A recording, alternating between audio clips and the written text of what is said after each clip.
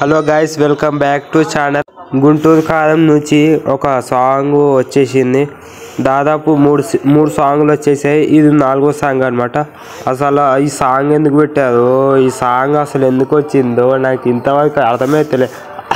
అసలు ఈ సాంగ్ ఎందుకు వచ్చిందో త్రివిక్రమ్ గారు, తమన్ గారికి, ఆ మహేష్ బాబు గారికి ఆ డ్యాన్స్ స్టెప్స్ నేర్పించిన వాళ్ళకే తెలియాలి.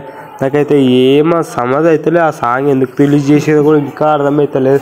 ఆ 3 సాంగులు మంచిగా ఉన్నాయి, కానీ 4వ సాంగ్ అయితే అసలు మొత్తం చెడదొబ్బిది అనమాట. చెడగొట్టేసేది ఈ సాంగ్ని మాత్రం. అసలు ఏం బాగాలేదు సాంగ్. అందులో ఏదైనా ఉందంటే సర్రా సర్రా అదొక బీజిఎం ఒకటే బాగుంది. ఆ యొక్క దానిలో స్టెప్స్ కూడా బాగున్నాయి. ఆ స్టెప్స్ కూడా నేర్పించేది మన శేఖర్ మాస్టర్ అనమాట. అందుకే ఆ స్టెప్స్ తప్ప, అందులో మహేష్ బాబు లుక్స్ తప్ప ఇంకేం బాగాలేదు. అందులో సాంగ్ బాగాలేదు, ఆడియో బాగాలేదు, అసలు మ్యూజికే బాగాలేదు.